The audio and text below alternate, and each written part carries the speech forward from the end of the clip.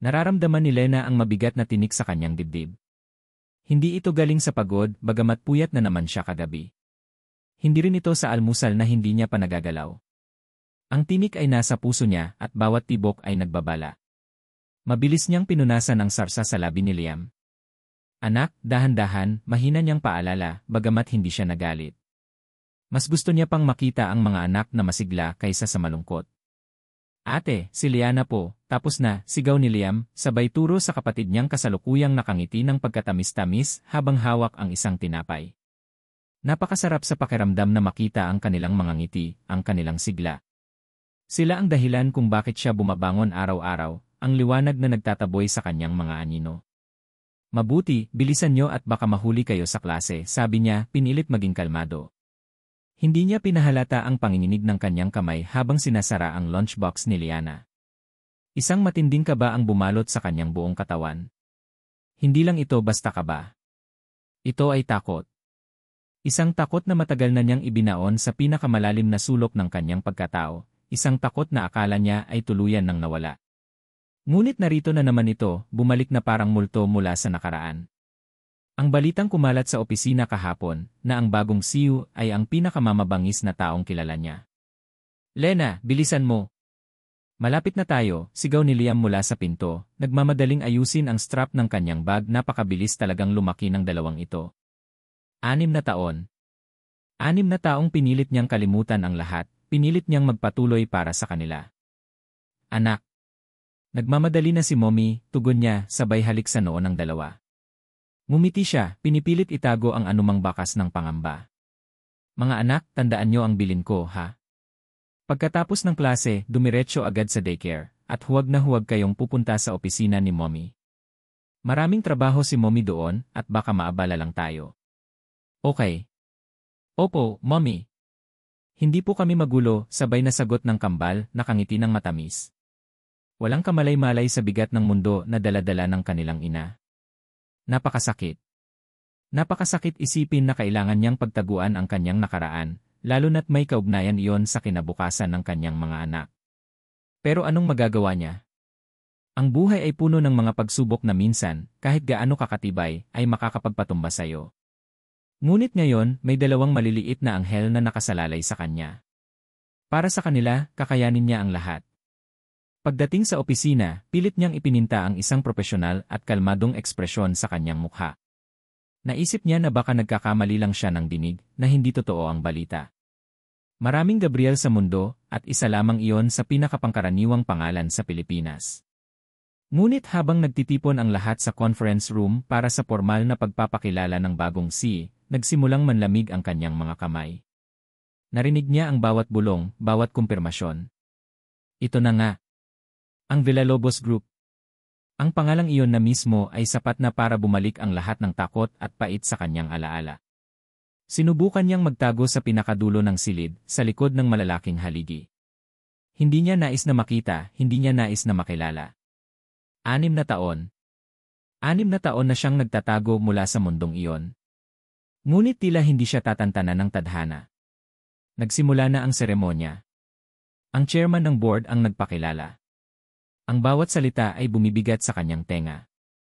At ngayon, ipinapakilala ko sa inyo ang bagong pinuno ng ating kumpanya, ang ating CEO, na magdadala sa atin sa bagong taas ng tabumpay. Walang iba kundi si Emer Gabriel Villalobos. Nanigas si Lena. Tumigil ang paghinga niya. Ang bawat dugo sa kanyang ugat ay tila nagkakayelo. Napata siya, nakatingin sa entablado na tila ba may sumaksak sa kanya. Tumayo si Gabriel. Ang kanyang pangalan ay parang kidlat na bumalot sa buong conference room. Siya nga. Siya, si Gabriel Villalobos. Mas matangkad, mas matipuno, at may aura ng kapangyarihan na hindi niya nakita noon. Ang matatalas niyang mata ay naglibot sa buong silid, sinisiyasat ang bawat mukha. At tumigil iyon. Tumigil ang tingin niya sa pinakasulok ng silid. Diretsong nakatingin sa kanya. Sa loob ng 1 segundo, tila huminto ang mundo. Naramdaman ni Lena ang panginginig ng kanyang buong katawan. Hindi niya kayang igalaw ang kanyang mga mata, hindi niya kayang lumayo. Nagtama ang kanilang mga tingin, at sa mga mata ni Gabriel, nakita niya ang isang matinding pagtataka, na unti-unting napalitan ng pagkilala at pagkatapos ay galit. Mabilis na iniwas ni Lena ang tingin. Bumalik siya sa kanyang cubicle, nagmamadali, pinilit maging abala. Pero paano siya magiging abala kung ang puso niya ay halos lumabas na sa kanyang dibdib? Paano niya haharapin ang araw, ang linggo, ang mga susunod na taon kung ang multo ng kanyang nakaraan ay siya na ngayon ang kanyang pinuno? Ilang oras ang lumipas. Puno ng pag-isip at kaba. Alam niyang darating ang sandali. Ngunit hindi niya inakala na ganito kabilis. Emma Reyes, pinapatawag po kayo ni El Villalobos sa kanyang opisina, sabi ng kanyang supervisor. Nanlamig si Lena. Ito na nga. Huminga siya ng malalim, pilit pinakalma ang sarili. Para sa mga anak niya, kakayanin niya. Magpapakaprofesional siya, sasagutin niya ang lahat ng tanong, at iwasan niyang mabanggit ang nakaraan. Tumayo siya, naglakad patungo sa opisina ni Gabriel, bawat hakbang ay tila milya-milya ang layo. Ang pinto ay nakabukas, at nakita niya si Gabriel na nakatalikod, nakatanaw sa malaking bintana, tila nag-isip ng malalim. Pumasok si Lena. Sir, pinapatawag niyo raw po ako. Humarap si Gabriel. Ang kanyang mga mata ay matalim, mapanuri. Wala nang bakas ng pagkabigla. Puro seryosong ekspresyon at pagdududa.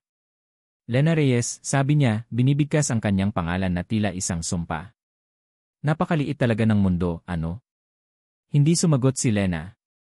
Pilit niyang pinanatili ang kanyang ekspresyon, na tila hindi niya kilala ang taong nasa harap niya. Sa ano pong kailangan niyo, sir? Ngumisi si Gabriel. Dahil ikaw ang head ng department na ito, Lena Reyes, at sa mga bagong pagbabago sa kumpanya, kailangan kong makakuha ng personal na ulat mula sa iyo. Gusto kong malaman ang bawat detalye ng operasyon ng iyong departamento. Opo, sir. Ihahanda ko po ang lahat ng kailangan nyo, sagot niya, salungat sa panloob na panginginig ng kanyang buong pagkatao. Hindi ko lang kailangan ang mga dokumento, Lena Reyes. Gusto ko ng personal na paliwanag. Gusto kong malaman ang lahat ng nangyayari dito. Hindi pa natatapos ang kanilang pag-uusap, biglang may narinig si Lena. Isang pamilyar na tinig. Isang tinig na kanyang minahal, na kanyang inalagaan. Mommy! Napalingon si Lena sa pinto. Parang pinatigil ang pag-ikot ng kanyang mundo. Ang takot na kanina lamang ay nagkukubli, ngayon ay sumabog. Nandoon si Liam at si Liana. Magkahawak kamay, nakangiti, tumatakbo papasok sa opisina. May mga hawak silang makukulay na drawing. Malamang ay galing sa school at diretsong pumunta sa kanya para ipakita. Mommy! Tignan mo po ang drawing namin, sabay lapit ni Liam kay Lena. Ngunit bago pa man niya sila mahawakan, napatigil ang dalawang bata. Napansin nila si Gabriel. Nagkatinginan si Liam at Liana. Nagtaka. Pagkatapos, sabay silang napatingin kay Gabriel. Ang ngiti sa kanilang mga labi ay unti-unting nawala. Daddy? Narinig ni Lena ang salitang iyon. Isang salita na nagpasabog ng kanyang mundo. Isang salita na nagpahinto sa lahat ng bagay sa paligid niya. Nakatingin si Gabriel sa dalawang bata. Ang kanyang mukha ay blanko. Walang ekspresyon. Gulat. Pagkabigla. Pagkalito. Daddy, kilala mo ba kami? Tanong ni Liana, ang kanyang maliit na kamay ay nakaturo kay Gabriel. Napakasakit ng puso ni Lena. Ang lahat ng kanyang pagtatago, ang lahat ng kanyang pagsasakripisyo, ngayon ay nasira sa isang iglap. Nag-umpisa nang bumalik ang kulay sa mukha ni Gabriel. Mula sa blankong ekspresyon, unti-unti itong napuno ng pagtataka, pagkatapos ay pagdududa, at sa huli matinding galit. Bumaling siya kay Lena. Ang kanyang mga mata ay nagliliyab sa galit. Hindi siya nagsalita, ngunit ang kanyang tingin ay sapat na. Isang tahimik na tanong na bumabalot sa buong silid, puno ng pagkabigla at paratang. Ano ang lahat ng ito, Lena Reyes? Hindi makahina si Gabriel. Natulala siya sa dalawang batang nakatayo sa kanyang opisina, matangos ang ilong, malalim ang mga matang hindi niya maintindihan kung bakit pamilyar. Daddy? Ulit ni Liana, ang boses ay parang munting himig na bumali sa katahimikan. Napalingon si Gabriel kay Lena. Nandoon pa rin siya, nakatayo sa pintuan, putlang-putla at parang gustong lamunin ng lupa. Walang tigil ang panginginig ng mga kamay nito. Ang takot sa mga mata ni Lena ay hindi niya maintindihan. Bakit? Bakit ganoon na lamang ang takot niya? Mabilis niyang nilapitan ang mga bata. Niyakap ni Lena ang kambal, mahigpit na mahigpit. Liam, Liana, akala ko ba diretsyo kayo sa daycare? Bakit kayo narito? Sumama kayo kay mommy. Hinilan niya ang mga bata palabas, nagmamadali, tila ba may hinahabol na apoy. Lena, sandali. Tawag ni Gabriel at tumayo siya, mabilis na hinarangan ang pintuan. Napahinto si Lena. Ang kanyang mga mata ay nagmamakaawa. Sir, pag-usapan na lang po natin mamaya. Kailangan ko nang dalhin ang mga bata.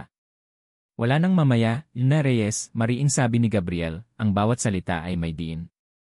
Dito tayo mag-uusap. Ngayon na. Pumasok kayo. Nag-aalangan si Lena, ngunit sa tindi ng tingin ni Gabriel, napilitan siyang pumasok, hawak ang kamay ng kanyang mga anak. Ikinandado ni Gabriel ang pintuan.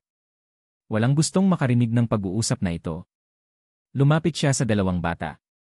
Bakit niyo ako tinawag na daddy? Direktang tanong ni Gabriel. Ang boses ay kalmado, ngunit may pilit na tensyon. Nagtinginan si Liam at Liana. Si mommy po, sinabi niya po na si daddy ka po, sagot ni Liam, inosente. Liam, Liana, pumunta muna kayo doon sa sofa, maglaro muna kayo ng cellphone, utos ni Lena, halatang nagpapanik. May inabot siyang cellphone sa mga bata. Tumingin si Gabriel kay Lena. Huwag mong baguhin ang usapan, Lena. Ano ang ibig sabihin nito? Ang galit ay unti-unting kumalat sa kanyang sistema, nagpapainit ng kanyang dugo. Bakit ka nandito? Bakit may mga batang tumatawag sa akin na daddy? Ipaliwanag mo ang lahat. Si Lena ay nag-iwas ng tingin, tila nahihiya o natatakot. Wala po itong ibig sabihin, sir. Siguro po nagkamali lang ang mga bata. Nagkamali, tumawa si Gabriel, isang sarkastikong tawa. Magkamali ang dalawang batang sabay na tumawag sa akin ng daddy. At sa loob ng opisina ko. Anong klase ng pagkamali iyon, Lena? Sabihin mo ang totoo. Hindi sumagot si Lena. Nanginginig ang kanyang mga labi. Alam niya na hindi siya makakatakas. Hindi na niya kayang itago ang katotohanan. Sinubukan niyang maglakad papunta sa pintuan. Sir, hindi ito ang tamang oras. Tigilan mo ang pagtakas. Sigaw ni Gabriel at hinawakan ang braso ni Lena. Hindi niya alam kung anong puwersa ang nagtulak sa kanya na gawin iyon, ngunit kailangan niyang malaman ang katotohanan. Nagulat si Lena sa pagtaas ng boses ni Gabriel. Ang kanyang mga mata ay nanlaki at unti-unting nagsimulang mamuo ang mga luha. Ang takot na yon. Ang takot na hindi na niya nagawang itago. Sige, sabihin mo ang totoo, Lena. Mariing sabi ni Gabriel, ang mga mata ay nakatingin ng matalim sa kanya. Hindi ako naniniwala na aksidente lang ito. May malaking nangyari sa nakaraan natin, di ba? Sabihin mo sa akin. Ano ang totoo sa likod ng lahat ng ito? Bumalik ang lahat. Ang gabing iyon, 6 na taon na ang nakalipas. Ang gabing puno ng pagmamahal, ng pangako, ng pag-asa. Flashback. Si Gabriel, isang binatang puno ng pangarap, ay nakaupo sa hardin ng kanilang mansyon. Ang ilaw ng buwan ang tanging saksi sa kanilang pag-uusap ni Lena. Si Lena, isang kasambahay na may malinis na puso at simpleng pangarap. Hindi ko alam kung bakit ako ganito, Lena, bulong ni Gabriel, hawak ang kamay ni Lena. Sa tuwing kasama kita, nakakalimutan ko ang lahat. Ang pressure ng pamilya, ang mga obligasyon. Ikaw lang ang nagpaparamdam sa akin ng tunay na kalayaan. Ngumiti si Lena. Sir Gabriel, hindi po dapat. Kasambahay lang po ako. At kayo po, anak ng Villalobos. Walang Sir Gabriel sa atin, Lena, sabi niya, pinisil ang kamay ni Lena. Gabriel lang. At anong kasambahay? Tao ka. May karapatan kang magmahal. At ako, Lena, mahal kita. Naginit ang pisngi ni Lena. Mahal din po kita, Gab. Hinalikan niya si Lena. Ang halik na iyon ay puno ng pagmamahal, ng pangako. Hindi niya inakala na ang halik na iyon ang magiging simula ng lahat ng kanilang problema. Ang gabing iyon ang naging simula ng kanilang lihim na pagmamahalan na laging nagkukubli sa mga anino ng mansyon. Ngunit ang lihim na iyon ay hindi nagtagal. Hindi nagtagal hanggang sa isang araw, natuklasan ni Doña Aurora, ang kanyang ina, ang katotohanan. Gabriel! Ano ito? Sigaw ng kanyang ina habang hawak ang isang pregnancy test kit. Ang mga mata ni Doña Aurora ay nagliliyab sa galit. Ito ba ang kasambahay na iniibig mo? Isang kasambahay na nabuntis mo? At dinudumisan niya ang pangalan ng ating pamilya. Ma, hindi po. Depensa ni Gabriel. Mahal ko po si Lena. Aalagaan ko po siya at ang anak namin. Ngunit bingi si Doña Aurora. Wala kang anak. Ang babaeng iyan ay isang gold digger. Gusto lang niya ang pera natin. Umalis ka. Umalis ka, Lena Reyes. Huwag na huwag kang babalik. At huwag na huwag kang lalapit sa aking anak kung ayaw mong masira ang buhay mo. Noong gabing iyon, pinilit si Lena na umalis. Hindi na niya nagawang makipag-usap pa kay Gabriel. Pinigilan siya ng mga gwardya. At si Gabriel, puno ng pagkalito at takot, ay pinaniwala ng kanyang ina na si Lena ay basta na lang umalis, na hindi na niya binalikan, at ang anak na yon ay isang kasinungalingan o marahil ay nalaglag. Ang sakit na yon ay naging isang bukol sa kanyang dibdib, isang sugat na hindi kailanman naghilom. Bumalik si Gabriel sa kasalukuyan. Ang kanyang tingin ay matalim. Nasaan ka? Bakit ka nawala? Sabi ni Mama, umalis ka. Sabi niya, wala kang pakialam. Sabi niya, niloko mo lang ako. Nagsimulang tumulo ang luha ni Lena. Hindi na niya kayang magsalita. At ang mga batang ito. Tinuro ni Gabriel sina Liam at Liana, na ngayon ay tahimik na nakaupo sa sofa, naglalaro sa cellphone, ngunit paminsan-minsan ay sumusulyap sa kanila. Ano ang kinalaman nila sa akin? Ano ang totoo sa likod ng lahat ng iyan, Lena? Hindi na kaya ni Lena. Umiling siya. Hindi na siya makapagpanggap. Ang takot na matagal na niyang kinalimutan ay bumalik. Ang takot na harapin si Gabriel, ang takot na magulo ang buhay ng kanyang mga anak. Kailangan ko ng sagot, Lena. Mariing sabi ni Gabriel. Naghintay ako, nagtaka ako. Pinaniwala ako na iniwan mo ako. Pero narito ka, may 2 anak at tinatawag nila akong daddy. Sabihin mo ang totoo. Sila ba ang anak ko? Niyakap ni Lena ang sarili, humihikbi. Ang sakit. Ang sakit ng nakaraan na muling bumalik. Hindi mo ba nararamdaman? Bulong ni Gabriel, ang boses ay nanginginig. Lumapit siya sa sofa, kinuha ang phone ni Liam. Hindi niya pinansin ang pagprotesta ng bata. Tinitigan niya ang mukha ni Liam. Ang kanyang mga mata. Ang kanyang ngiti. Hindi maikakaila. Ang pagkakahawig. Lumapit naman siya kay Liana. Ang malalaking mata ng bata. Ang ilong. Ang ekspresyon ng kanyang mukha. Parehong-pareho sa kanya. Hindi siya makahinga. Napaupo siya sa sahig, hawak ang mga larawan na gawa ng mga bata. Ang mga kulay. Ang mga detalye. Lahat ay sumisigaw ng katotohanan na matagal nang itinago. Sila ba? Ulit niya, mas mahina na ngayon, parang hindi niya gustong marinig ang sagot. Nanginginig na tumango si Lena. Ang kanyang mga labi ay nagbukas, ngunit walang lumabas na salita. Luha lang ang patuloy na bumabagsak mula sa kanyang mga mata. Isang matinding galit ang sumiklab sa dibdib ni Gabriel. Galit kay Lena. Galit sa kanyang ina. Galit sa sarili niya. Bakit mo itinago? Tanong ni Gabriel, nanginig ang kanyang mga kamao. Bakit hindi mo sinabi? 6 na taon. 6 na taon, Lena. Bakit?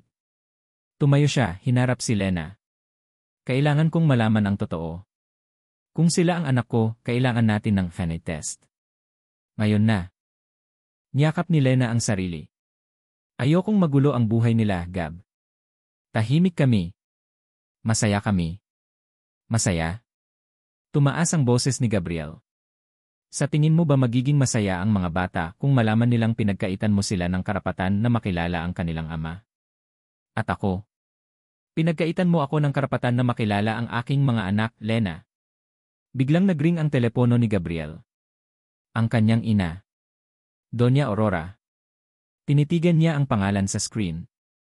Ang galit sa kanyang dibdib ay lalong tumindi. Wala siyang nakuhang sagot sa kanyang ina noon. Ngayon, kailangan niyang malaman kung anong papel ang ginampanan ng kanyang ina sa lahat ng ito. Sinagot niya ang tawag. Ma? Gabriel? Nabalitaan ko ang nangyari sa opisina mo. Anong kalokohan yan? Pinagsisisihan mo ba ang pagkuha mo sa babaeng yan? Boses ni Doña Aurora, puno ng pagkabahala at galit. Ma, kailangan kong magtanong, sabi ni Gabriel, pinipilit pakalmahina ang sarili. May mga batang tumawag sa akin na daddy. At si Lena narito. Ano? Huwag mong sabihin na naniwala ka sa babaeng yan, Gabriel.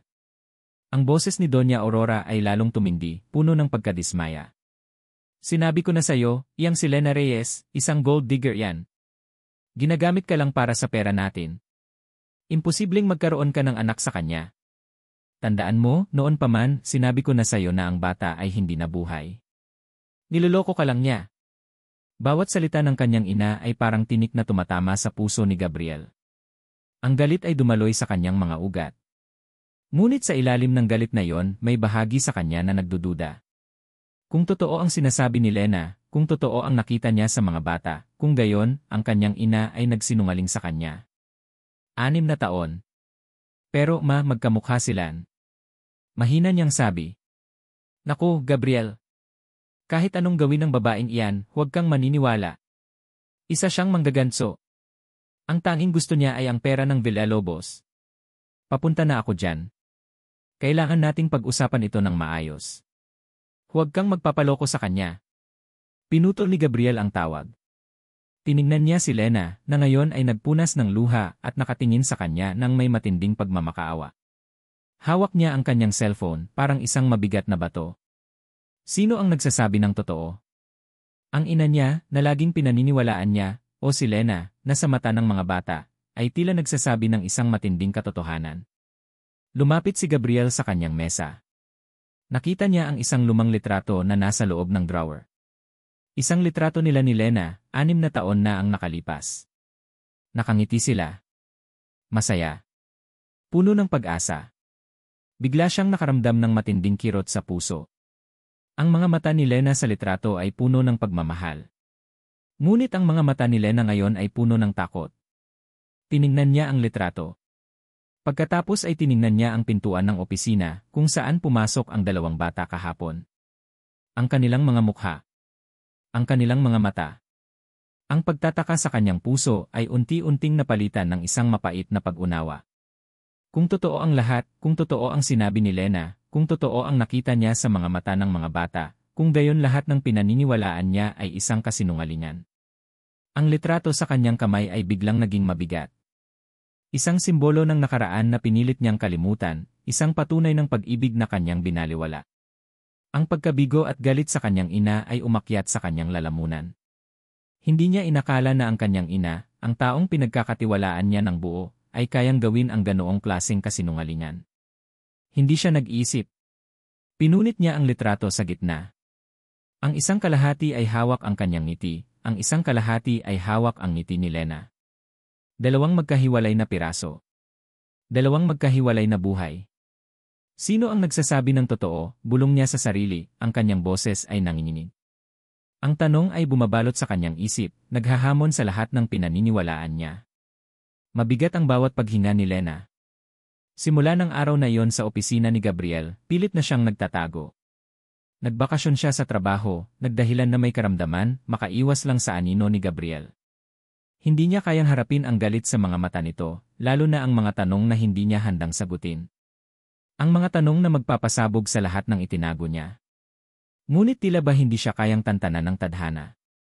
Walang nagawa ang kanyang pagtatago. Kinabukasan matapos ang engkwentro sa opisina, kumatok si Gabriel sa pinto ng kanyang munting apartment. Nandoon siya, nakatayo sa harap niya, ang mga mata ay puno ng pagdududa at pagkasuklam. Hawak pa rin niya ang pinunit na litrato, isang patunay ng nakaraan na pilit niyang binabaliwala. Lena, malamig na bati ni Gabriel. Hindi ka maaaring magtago. Kailangan nating pag-usapan ito. Pilit na pinatibay ni Lena ang kanyang sarili. Sir Gabriel, wala na po tayong pag-uusapan. Tapos na po ang lahat sa pagitan natin, matagal na. Tapos na. Isang sarkastikong tawa ang lumabas sa labi ni Gabriel. May 2 bata na tumatawag sa akin na Daddy, Lena. Sa tingin mo ba tapos na yon? Nag-hire na ako ng end specialist. Magpapad na test tayo. Ngayon na. Napaatras si Lena. Ang kanyang puso ay halos lumabas sa kanyang dibdib. Hindi. Hindi ko hahayaang mangyari yan. Tumayo siya sa pintuan, pilit na hinarangan ang daan. Bakit? Ano pa ang itinatago mo? Matatalim ang mga mata ni Gabriel. Takot ka ba na malaman ang totoo? Na lumabas ang katotohanan? Na lumabas na sinungaling ka sa akin? Nanginginig si Lena. Ang bawat salita ni Gabriel ay parang balisong na tumatarak sa kanyang puso. Sinungaling? Sa loob ng 6 na taon, siya ang nabuhay sa kasinungalingan. Ang sakit, ang hirap, ang pagdurusa na dinanas niya ng mag-isa, lahat ay nagpumiglas upang lumabas. Nanginig ang kanyang mga labi. Umagos ang luha sa kanyang pisngi. Ang lahat ng pagtitimpi ay nawala. Muli, bumalik ang mga alaala. Ang alaala ng gabing iyon, 6 na taon na ang nakalipas. Ang gabing naging dahilan ng kanyang pagkalugmok. Flashback.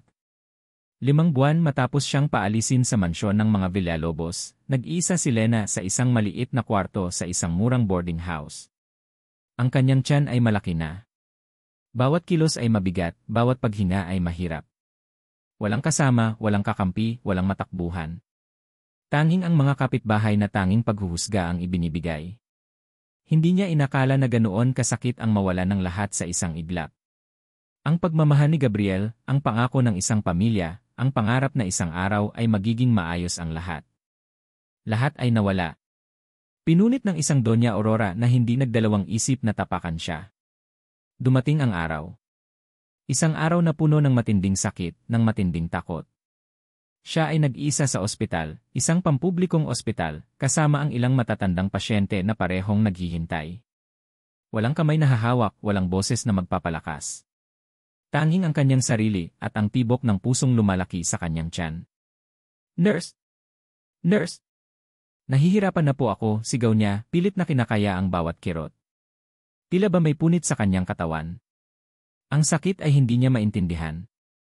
Hindi niya alam kung saan kukunin ang lakas. Ilang oras ang lumipas. Ang pawis ay dumadaloy sa kanyang mukha. Ang kanyang boses ay paos na. Hanggang sa narinig niya ang iyak ng isang sanggol. Isang napakagandang iyak. Umiyak siya. Umiyak siya ng matindi, hindi dahil sa sakit, kundi dahil sa ginhawa at pagmamahal. Ngunit hindi nagtagal ang kanyang saya. Emma Reyes, sabi ng nurse, ang kanyang mukha ay seryoso. Mayroon pa pong isa. Napako ang tingin ni Lena sa nurse. Ano po? Kambal po sila, Lena Reyes, ulit ng nurse. At ang isa po sa kanila, medyo mahina. Kailangan niya ng masusing pagsubaybay. Nagulat si Lena. Kambal? 2? Paano niya kakayanin? Paano niya bubuhayin ang 2 bata kung ni sarili niya ay hindi niya na alam kung paano sisimulan? Ang isip niya ay naguguluhan. Ang kaba sa kanyang dibdib ay lalong tumindi. Ang isa ay mahina.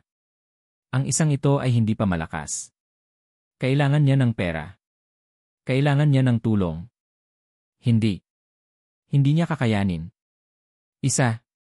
Hindi niya pa alam kung paano. 2. Walang-wala siya. Nagsimulang umiyak si Lena, tahimik. Nurse, paano po, bulong niya. Wala po akong pera. Paano ko po sila bubuhayin? Emma Reyes, kailangan niyo pong maging malakas para sa kanila, sabi ng nurse na may simpatya sa mga mata.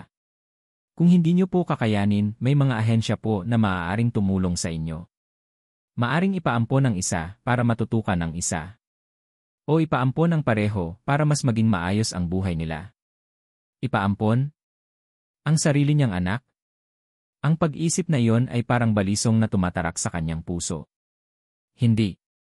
Hindi niya kakayanin. Hindi niya magagawa. Sila ang bunga ng kanyang pagmamahal. Sila ang tanging alaala ng kanyang pagmamahal kay Gabriel. Hindi niya sila iiwan. Hindi niya sila bibitawan. Niyakap niya ang 2 sanggol, ang isa ay maliit at mahina, ang isa ay mas malakas ngunit parehong inosente. Ang kanilang mga mukha ay parehong-pareho. Ang pagmamahal na naramdaman niya sa mga sandaling iyon ay nagpabago sa lahat ng kanyang pag-aalinlangan. Kaya niya. Kakayanin niya ang lahat para sa kanila. Para sa mga anak niya, Lena, Liam at Liana. Kakayanin niya. At kinaya niya. Sa loob ng 6 na taon, bawat araw ay isang laban. Gumawa siya ng lahat ng uri ng trabaho, halos hindi na nakakatulog. Nagtrabaho siya bilang labandera sa umaga, tagalinis sa gabi, at kung minsan, nagtitinda pa siya ng mga kakanin sa kalye. Ang bawat sentimo ay kanyang pinaghirapan. Ang bawat sentimo ay para sa gatas ng mga bata, sa gamot, sa upa ng bahay. Naramdaman niya ang matinding pagod sa kanyang mga buto, ngunit ang ngiti ng kanyang mga anak ang nagsisilbing gasolina niya. May mga pagkakataon na halos sumuko na siya. May mga gabi na umiiyak siya ng tahimik sa sulok ng kanyang silid, hiniling na sana ay may tumulong. Pero walang dumating. Walang Gabriel.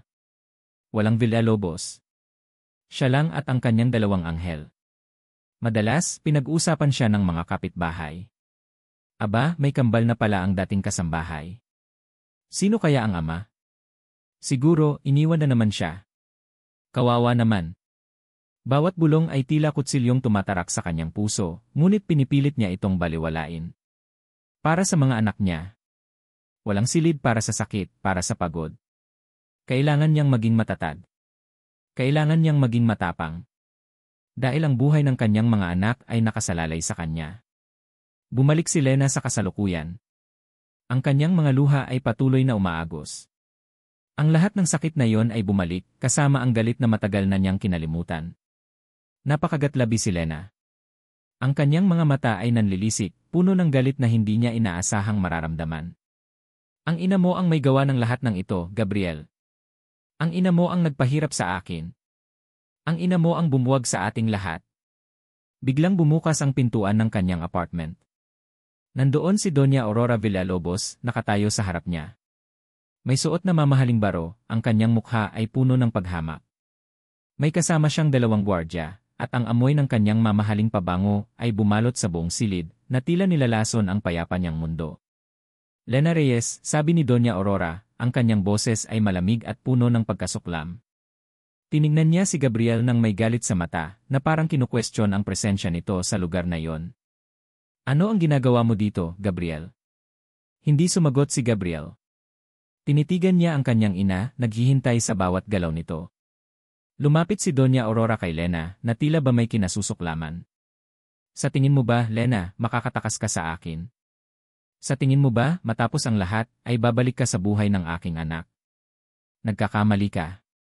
Kinuha ni Doña Aurora ang isang puting sobre mula sa kanyang bag, inilapag niya yon sa mesa. Narito. 1,000,000 piso. Kuhanin mo ito. At umalis ka na. Umalis ka sa buhay ng aking anak. Umalis ka sa buhay ng aking mga apo. Itago mo ang mga batang iyan at huwag na huwag mo silang ipapakita muli. Kung hindi, sisiguraduhin kong pati ang kaluluwa mo ay hindi mo na makikilala. Nagulat si Lena. Ang kanyang mga mata ay nanlaki. 1,000,000 piso. Para sa kanyang mga anak? Naramdaman ni Gabriel ang matinding galit sa kanyang puso. Ma, ano ang ginagawa mo? Tiningnan ni Doña Aurora si Gabriel. Gabriel, anak, ginagawa ko ito para sa'yo. Para sa kinabukasan mo. Hindi ka dapat maging ama ng mga batang iyan. Hindi ka dapat magkaroon ng kasambahay na asawa. Hindi ito ang nararapat para sa isang Villalobos. Ngunit sa mga mata ni Lena, wala siyang nakitang takot. Wala siyang nakitang pag-aalinlangan. Ang kanyang mga mata ay nagliliyab sa galit. Galit na matagal na niyang kinimkim. Galit na ngayon ay sumasabog. Tiningnan niya ang sobre. Tiningnan niya si Doña Aurora, pagkatapos ay tiningnan niya si Gabriel. At sa huli, tiningnan niya ang kanyang mga anak, na ngayon ay nakatingin sa kanilang ina, puno ng pagkalito. Huminga siya ng malalim. Lumapit siya sa mesa. Kinuha niya ang sobre. At sa harap ni Gabriel at ni Doña Aurora, dahan-dahan niyang pinunit ang sobre. Isang malakas na tunog. Isang tunog ng paglaban. Pinunit niya iyon sa kalahati. Pagkatapos ay pinunit niya ulit, ng paulit-ulit, hanggang sa maging maliliit na piraso ang pera, na parang konfeti na nahulog sa sahig. Hindi ko ipagbibili ang mga anak ko, Doña Aurora, mariing sabi ni Lena, ang boses ay matatag at puno ng paghamon. Ni ikaw, ni ang pera mo, hindi kailanman. Ang kanyang mga mata ay lumuluha, ngunit ang kanyang tingin ay matalim, puno ng paglaban. Parang apoy na nagliliyab sa dibdib ni Gabriel ang imahe ni Lena habang pinupunit ang pera ng kanyang ina. Ang tapang sa mga mata nito, ang pagtangging ibenta ang dignidad at ang mga anak, ito ay hindi kilos ng isang babaeng mukhang pera. Ito ay kilos ng isang inang lumalaban. Umalis siya sa apartment ni Lena na gulong-gulo ang isip. Ang mga salita ni Lena ay umalingaw-ngaw sa kanyang tenga, Ang ina mo ang may gawa ng lahat ng ito. Kasabay nito, ang mga salita ng kanyang ina, isa siyang manggaganso. Sino ang nagsasabi ng totoo? Sino ang dapat niyang paniwalaan?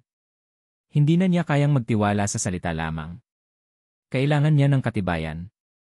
Kailangan niyang malaman ang katotohanan sa sarili niyang paraan. Sa halip na bumalik sa opisina, minaneho niya ang kanyang sasakyan patungo sa isang lugar na matagal na niyang hindi binibisita nang may damdamin, ang mansyon ng mga Villalobos. Ang bahay kung saan siya lumaki. Ang bahay na naging saksi sa lahat. Malamig at malawak, ngunit para sa kanya, isa itong kulungan. Pumasok siya sa malaking pinto. Ang bawat sulok ay pamilyar, ngunit ngayon, tila ba may anino ng kasinungalingan sa bawat muebles. Dumiretso siya sa likod bahay, sa kwarto ng mga kasambahay. Isang lugar na bihira niyang puntahan, ngunit isang lugar na naging mahalaga sa kanya noon. Binuksan niya ang pinto sa dating kwarto ni Lena. Maalikabok na. Ang amoy ng lumang sabon at kahoy ay nanatili pa rin.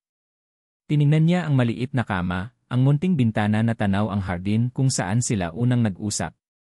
Dito nagsimula ang lahat. Sinimulan niyang halungkatin ang mga lumang gamit, naghahanap ng kahit anong bakas, kahit anong alaala. Ngunit wala. Tila ba nilinis ang lahat, binura ang bawat ebidensya na minsan ay may isang Lena Reyes na nanirahan dito. Habang naghahalungkat, may narinig siyang yabag. Napalingon siya. Isang matandang babae, may kulubot na sa mukha at puti na ang buhok. Aling Nena, tawag niya. Nagulat ang matanda. Yumuko ito. Sir Gabriel. Ano po ang ginagawa niyo dito? Si Aling Nena. Ang pinakamatagal na kasambahay ng pamilya. Nandoon siya noong mga panahong iyon. Siguradong may alam siya. Aling Nena, may itatanong sana ako, seryosong sabi ni Gabriel. Tungkol kay Lena. Nag-iba ang ekspresyon ni Aling Nena. Tila ba natakot? Sino po, sir? Pasensya na po, marami na pong nagdaang kasambahay dito. Hindi naniwala si Gabriel. Huwag kang magsinungaling sa akin, Aling Nena. Alam kong kilala mo siya. Nasaan siya? Ano ang nangyari sa kanya 6 na taon na ang nakalipas? Umiling ang matanda, umiiwas ng tingin. Wala po akong alam, sir. Umalis lang po siya bigla. Lumapit si Gabriel. Hinawakan niya ang balikat ng matanda, hindi para manakit, kundi para magmakaawa. Aling Nena, pakiusap. Kailangan kong malaman. May 2 bata na dumating sa buhay ko. Kailangan kong malaman kung ano ang totoo. Nagbuntis ba si Lena noon? Nanginginig ang mga kamay ni Aling Nena. Tumingin ito sa paligid, tila ba may nakikinig. Bumagsak ang kanyang mga balikat. Hindi na niya kayang magsinungaling. Opo, sir, bulong niya, ang boses ay nanginginig. Buntis po si Ma'am Lena noon. Parang may bumagsak na mabigat na bagay sa dibdib ni Gabriel. Totoo nga. At anong nangyari? Bakit siya umalis? Hindi po siya umalis, sir, umiiyak na sabi ni Aling Nena. Pinaalis po siya. Pinagbawalan po kami ni Doña Aurora na sabihin sa inyo ang totoo. Galit na galit po si Doña. Sinabihan niya po kami na kung may magtatanong, sabihin naming umalis si Lena at kinuha ang pera. Pero hindi po totoo iyon, sir. Wala siyang dinala. Damit lang niya ang dala niya. Itinaboy po siya na parang aso. Bawat salita ni Aling Nena ay parang suntok sa sikmura ni Gabriel. Ang kanyang ina. Ang kanyang sariling ina. Nagawa niyang magsinungaling ng ganito kalaki. Nagawa niyang pagtakpan ang isang katotohanan na bumago sa buong buhay niya. Ang galit ay unti-unting napalitan ng isang malalim na pagkadismaya. Isang matinding kirot. Nang gabing iyon, umuwi si Gabriel na may bagong bigat sa kanyang puso. Nakita niya ang kanyang ina na nakaupo sa sala, nagbabasa ng libro, tila ba walang nangyari. Ang imahe ng kanyang ina bilang isang perpektong babae ay unti-unting naglalaho. Ma, tawag niya, ang boses ay walang emosyon. Tumingin si Doña Aurora, mumiti. Gabriel, anak. Kumain ka na ba? Bakit mo ginawa iyon, ma? Diretsong tanong niya. Nawala ang ngiti sa labi ni Doña Aurora. Ano ang sinasabi mo? Kay Lena. Bakit mo siya pinalayas? Bakit mo sinabing umalis siya ng kusa? Tumayo si Doña Aurora, ang kanyang mukha ay seryoso. Gabriel, huwag kang magpadala sa emosyon. Ginawa ko yon para sa'yo. Para protektahan ka mula sa isang babaeng manggagamit. Protektahan ako. O protektahan ang pangalan ng pamilya, mapait na tanong ni Gabriel. Nagsinungaling ka sa akin, sa loob ng 6 na taon. Ngumisi si Doña Aurora. Hindi mo naiintindihan, Gabriel. Marami ka pang hindi alam. Huwag mong hayaang sirain ng babaeng iyon ang lahat ng pinaghirapan natin. Tinalikuran niya si Gabriel, tila ba tapos na ang usapan. Walang pagsisisi. Walang pag-amin. Alam ni Gabriel na may kulang pa. May mas malalim na lihim. Hindi pa tapos ang lahat. Bumalik siya sa dating kwarto ni Lena. May bumabagabag sa kanya. May pakiramdam siyang may naiwan, may nakatago. Kinapa niya ang bawat sulok. Ang ilalim ng kama, ang likod ng aparador. Hanggang sa napansin niya ang isang bahagi ng sahig na kahoy na medyo nakaangat. Ginamit niya ang kanyang mga daliri para buksan ito. Sa ilalim, may isang maliit na kahon. Binuksan niya ito. Sa loob, may ilang tuyong bulaklak at isang maliit na kwaderno. Ang diary ni Lena. Nanginginig ang kanyang mga kamay habang binubuksan ito. Ang sulat kamay ni Lena. Puno ng pag-asa, puno ng pangarap. Binasa niya ang ilang pahina, tungkol sa kanilang pag-ibigan, tungkol sa kanyang pagbubuntis. Ngunit ang huling pahina ay tila pinunit. Halos kalahati nito ay wala na. Tanging ang huling mga salita ang natira. Hindi ako makapaniwala. Sabi ng doktor, hindi lang isa. 2 raw sila. Kambal ang magiging anak namin ni Gab. Paano ko ito sasabihin sa kanya? Sana matanggap niya kami, sana matanggap niya. Napatigil si Gabriel. Muling binasa niya ang mga huling salita. Ang sulat kamay ni Lena ay nanginginig, puno ng pinaghalong takot at pag-asa. Kambal. Ang salitang iyon ay parang kulog na yumanig sa buong pagkatao niya. Kambal. Liam. Liana. Hindi lang isa. 2. Biglang nanlambot ang kanyang mga tuhod. Napasandal siya sa pader, ang kwaderno ay nalaglag mula sa kanyang nanginginig na kamay. Hindi siya makahinga. Tila ba sinasakal siya ng katotohanang biglang sumampal sa kanya. Lahat ng piraso ay nagkabit-kabit sa isang iglap. Ang 2 bata sa kanyang opisina. Ang sabay nilang pagtawag ng Daddy. Ang perpektong pagkakahawig nila sa kanya. Ang pagtanggi ni Lena na sumailalim sa DNA test, hindi dahil sa pagsisinungaling, kundi dahil sa takot. Isang matinding kirot ang dumaloy sa kanyang dibdib, isang sakit na mas malala pa sa kahit anong pisikal na sugat. 6 na taon. 6 na taon siyang nabuhay sa isang kasinungalingan. 6 na taon siyang pinagkaitan hindi lang ng isang anak, kundi ng 2. Ang kanyang ina. Nagbalik sa kanyang alaala ang bawat salita ni Doña Aurora. Imposibleng magkaroon ka ng anak sa kanya. Isa siyang manggaganso. Niloloko ka lang niya. Hindi lang ito simpleng pagsisinungaling. Ito ay isang malupit na panlilinlang. Isang kasalanan na hindi kayang bayaran ng kahit anong halaga. Ang kanyang ina, ang taong pinagkatiwalaan niya ng buong buhay niya, ang siyang nagbaon sa kanya sa isang madilim na balon ng kamangmangan. Pinulot niya ang kwaderno mula sa sahig. Tinitigan niya ang punit na pahina. Ang pagkakatastas ay hindi basta-basta. Ito ay sinadya. May pumunit nito. May nagtangkang itago ang katotohanan ito. At iisa lang ang naiisip niyang may kakayahang gawin yon. Ang kanyang ina. Hindi lang niya pinalaya si Lena. Hindi lang siya nagsinungaling kay Gabriel. Aktibo niyang sinira ang bawat ebidensya, bawat bakas, para siguruhing hindi na kailanman mabubuo ang kanilang pamilya. Isang malamig na galit ang bumalot sa kanya. Hindi na ito ang mainit na galit ng pagkalito.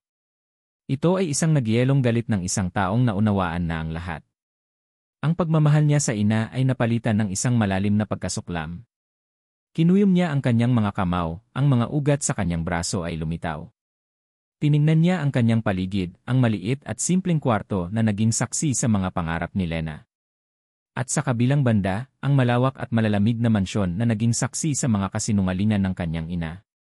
Tapos na ang pagdududa. Tapos na ang pagtatanong. Ngayon, ang tanong na lamang ay kung paano niya haharapin ang katotohanan ito. Paano niya babawiin ang 6 na taon na ninakaw sa kanya? Paano niya haharapin ang ina na sumira sa kanyang buhay? Bumalik siya sa kanyang sasakyan, hawak ng mahigpit ang kwaderno. Bawat pahina ay isang patunay. Bawat salita ay isang ebidensya. Hindi na siya ang Gabriel na sunod-sunuran. Hindi na siya ang Gabriel na bulag. Siya na ngayon si Gabriel, ang ama ng kambal na sina Liam at Liana. At wala nang makakapigil sa kanya na bawiin ang kanyang pamilya. Kahit pa ang sarili niyang ina. Kinabukasan, matapos ang nakakagimbal na pagbisita ni Doña Aurora, hindi na muling nagpakita si Gabriel. Isang bahagi ni Lena ay nakahinga ng maluwag, ngunit isang bahagi naman ay lalong kinabahan. Ang katahimikan ay mas nakakatakot kaysa sa sigawan. Alam niyang hindi pa tapos ang lahat. Nagliligpit siya ng mga laruan ni Liam at Liana nang may kumatok muli sa kanyang pinto. Dahan-dahan siyang sumilip sa bintana. Si Gabriel. Ngunit iba ang aura niya ngayon. Wala na ang galit at pagdududa sa kanyang mga mata. Napalitan ito ng isang malalim na kalungkutan, isang bigat na tila dinadala ng buong mundo. Binuksan ni Lena ang pinto. Gab, mahina niyang bati. Hindi nagsalita si Gabriel. Sa halip, itinaas niya ang kanyang kamay. Hawak niya ang isang maliit at lumanang kwaderno. Ang kwaderno ni Lena. Ang kanyang diary. Nanlaki ang mga mata ni Lena. Ang puso niya ay biglang kumabog ng napakabilis. Paano? Paano niya ito nahanap? Iyon ang tanging bagay na naglalaman ng lahat ng kanyang lihim, ng lahat ng kanyang sakit. Nahanap ko to, sabi ni Gabriel, ang boses ay paos. Sa dati mong kwarto. Basag na ang sahig, doon nakatago. Pumasok si Gabriel sa loob, hindi na naghintay ng paanyaya. Umupo siya sa maliit na sofa. Binuklat niya ang kwaderno sa huling pahina, ang pahinang may punit. Kalahati lang ang natira, Lena, sabi niya, ang tingin ay nakatutok sa mga salita. Pero sapat na para maintindihan ko. Pakiusap, Lena. Kailangan kong malaman ang lahat. Kailangan kong marinig mula sa'yo. Tumingin si Lena sa mukha ni Gabriel. Wala nang paratang. Tanging sakit at pagmamakaawa. Ang pader na itinayo niya sa paligid ng kanyang puso sa loob ng 6 na taon ay unti-unting gumuho. Umupo siya sa tapat niya, ang mga kamay ay nanginginig. Bumuntong hininga siya, isang hiningang naglalaman ng 6 na taon ng pagtitiis. Totoo, bulong niya. Totoo ang nabasa mo. Tumingin si Gabriel sa kanya, ang mga mata ay nananabik sa katotohanan. Kambal sila, Gab, sabi ni Lena, at sa wakas, nasabi niya ang mga salitang matagal na niyang itinatago. Kambal ang mga anak natin. Nakita niya ang pagbabago sa mukha ni Gabriel. Isang matinding gulat na sinundan ng isang hindi maipaliwanag na sakit. Para siyang sinaksak at ang balisong ay dahan-dahang iniikot sa kanyang puso. Pero bakit hindi mo sinabi? Tanong ni Gabriel, ang boses ay halos hindi marinig. Doon na bumuhos ang lahat ng luha ni Lena. Ang bawat patak ay may dalang alaala ng sakit at pag-iisa. Dahil sa kanya, humikbi si Lena. Dahil sa nanay mo. Anong ginawa niya? Mariin tanong ni Gabriel. Sinubukan niyang kunin ang isa sa kanila, Gab, sumabog si Lena. Sinubukan niyang paghiwalayin ang mga anak ko. Ang kwento ay bumalik sa kanyang isipan, malinaw na parang kahapon lang nangyari. Flashback. Nakahiga si Lena sa kama ng pampublikong ospital. 2 maliliit na sanggol ang nasa tabi niya, parehong mahimbing na natutulog. Si Liam, malusog at malakas. Si Liana, mas maliit, mas mahina, at kailangan ng masusing pag-aalaga. Pagod na pagod si Lena, ngunit ang pagtingin sa mga mukha ng kanyang mga anak ay nagbibigay sa kanya ng kakaibang lakas. Biglang bumukas ang pinto. Isang lalaking nakasuot ng barong ang pumasok. Hindi niya ito kilala, ngunit ang aura nito ay malamig at propesyonal. Enda Elena Reyes, tanong ng lalaki. Tumango si Lena, niyakap ang kanyang mga anak. Pinadala ako dito ni Doña Aurora Villalobos, sabi ng lalaki, walang emosyon. Nabalitaan niya ang tungkol sa panganganak mo. At tungkol sa kambal. Nanlamig ang buong katawan ni Lena. Alam niya. Paano niya nalaman? Naiintindihan ni Doña ang iyong sitwasyon, Lima Reyes, patuloy ng lalaki. Mahirap mag-alaga ng isang bata, lalo na kung mag-isa ka lang. Paano pa kaya ang dalawa? Lalo na't ang isa ay sakitin. Tumingin ang lalaki kay Liana. Ang alok ni Doña ay simple lang. Hahayaan kanyang palakihin ang isang bata. Ang batang malusog. Ngunit ang isa, ang mahina, ay kukunin niya. Siya na ang bahala. Palalakihin niya ito nang hindi alam ang iyong pagkatao. Ito ay para sa ikabubuti ng lahat. Makakatipid ka sa gastusin at mabibigyan ng magandang buhay ang bata. Hindi makapaniwala si Lena sa kanyang naririnig. Kukunin ang anak niya. Itatago. Ipagkakait sa kanya. Hindi, mahinang sagot ni Lena, ang boses ay nanginginig. Reyes, pag-isipan mong mabuti. Ito na ang pinakamagandang solusyon. Kung hindi ka papayag, sisiguraduhin ni Donya na magiging impyerno ang buhay mo. Hindi ka makakahanap ng trabaho. Usigin ka kahit saan ka magpunta.